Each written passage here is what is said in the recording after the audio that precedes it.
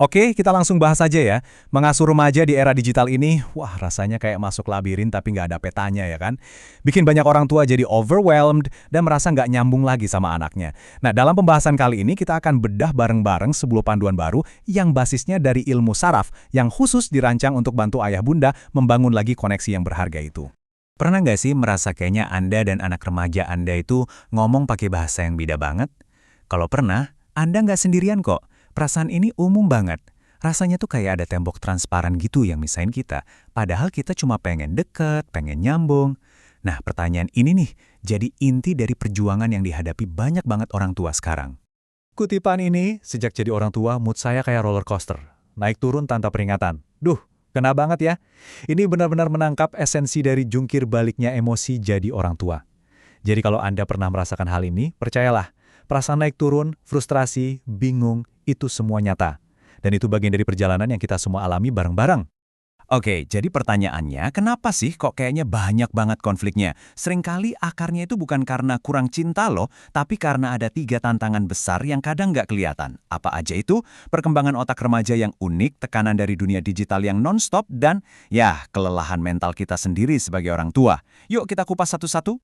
Nah, ini dia nih konsep inti dari Dr. Aisyah Dahlan yang bisa mengubah cara kita memandang anak remaja. Kita kan kenalnya istilah akil balik ya, tapi di zaman sekarang urutannya seringkali kebalik, jadi balik akil. Ini benar-benar kunci untuk memahami mereka. Coba deh perhatiin deh kesenjangan ini.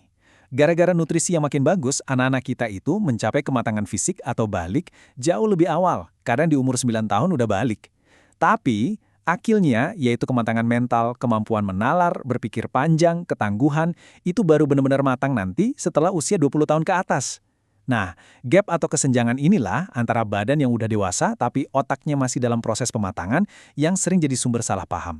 Ini juga yang bikin mereka jadi rentan banget di dunia digital, di mana keputusan sepersekian detik bisa punya dampak yang gede banget. Jadi, ini poin yang paling penting. Ketika anak remaja Anda kelihatan impulsif, gampang marah, atau kayak cuek, itu seringkali bukan serangan pribadi ke Anda. Itu bukan pembangkangan.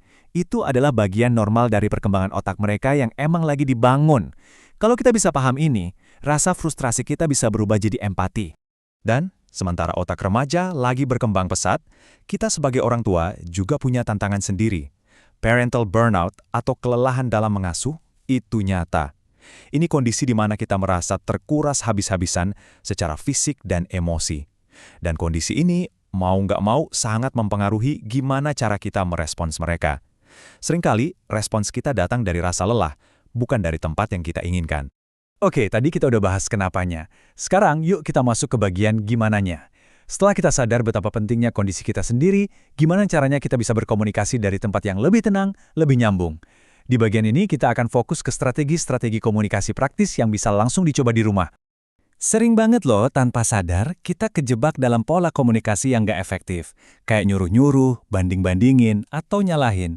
Coba deh kita lihat alternatifnya yang jauh lebih welas asih. Daripada bilang, kerjain sekarang, gimana kalau kita negosiasi?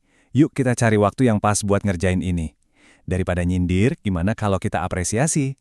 Pergeseran kecil dalam pilihan kata kita, dampaknya bisa besar banget loh ke hubungan kita sama mereka. Nah, ini juga luar biasa. Dr. Aisyah Dahlan, berdasarkan surah Ali Imran ayat 159, menguraikan proses musyawarah yang indah ini. Jadi, sebelum mulai diskusi soal masalah, langkah pertamanya adalah maafkan mereka di dalam hati. Langkah kedua, doakan, minta ampunan untuk mereka. Ini fungsinya untuk melembutkan hati kita dan mendinginkan suasana. Baru deh setelah itu kita ajak mereka diskusi. Dan terakhir, kita serahkan hasilnya pada Tuhan. Jadi ini bukan sekedar negosiasi biasa. Ini proses spiritual untuk mencari solusi bersama. Dan ini beberapa tips praktis yang bisa langsung dipraktekkan. Buat anak perempuan, kontak mata itu penting banget. Saat dia ngomong, tatap wajahnya. Itu memenuhi kebutuhan emosionalnya. Dan catat, hindari kasih nasihat atau kritik pas dekat-dekat atau lagi menstruasi. Untuk anak laki-laki, ingat 3 hal ini. Lapar, haus, lelah. Itu waktu terlarang buat kasih nasihat. Dan yang paling penting, jaga harga dirinya. Jangan pernah mengoreksi dia di depan orang lain, termasuk di depan saudaranya sendiri. Sekarang, kita masuk ke tantangan besar lainnya yang nggak bisa kita hindari. Dunia digital. Isunya di sini bukan tentang melarang total ya, tapi lebih ke gimana kita membimbing dan menetapkan batasan yang sehat, bareng-bareng. dengan pemahaman bahwa otak mereka itu masih dalam tahap berkembangan. 2. 2 jam.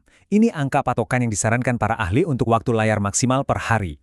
Angka ini bukan aturan kaku yang harga mati ya, tapi ini bisa jadi jangkar yang kuat buat kita mulai obrolan tentang keseimbangan. Keseimbangan antara dunia online dan dunia nyata. Terus gimana cara ngelolanya? Kuncinya itu konsisten. Buat aturan yang jelas dan konsisten. Ciptakan juga zona-zona bebas gadget, kayak di meja makan misalnya, biar interaksi tatap muka tetap ada. Dan yang paling penting, kita harus jadi contoh. Kenapa aturan ini penting? Yaitu tadi, karena otak mereka yang belum akil butuh bimbingan untuk ngelola dopamin dan semua godaan instan dari gadget. Ingat, anak-anak itu lebih banyak meniru apa yang kita lakukan daripada apa yang kita omongin.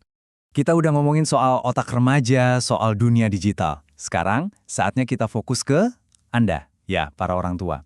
Karena gini, untuk bisa jadi orang tua yang hadir, yang sabar, kita perlu ngisi tangki energi kita sendiri dulu.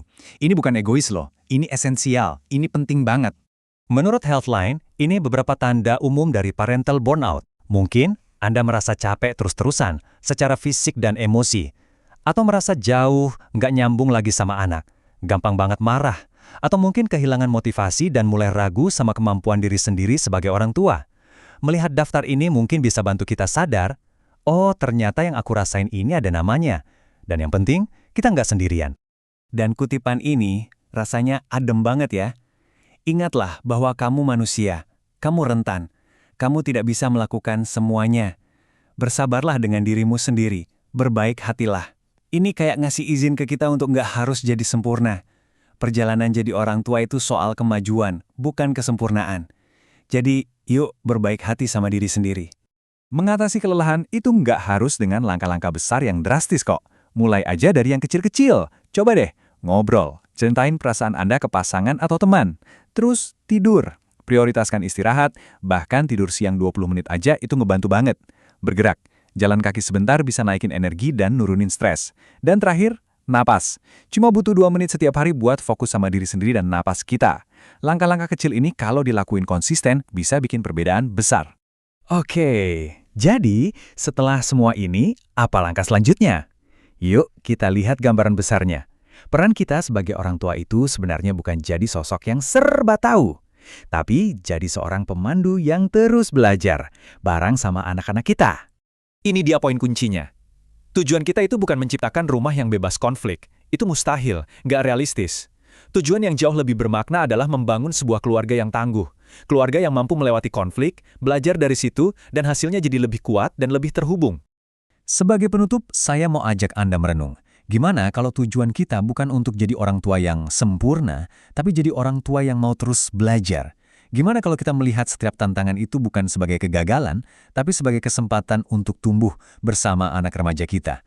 Coba bayangkan, kira-kira apa yang akan berubah?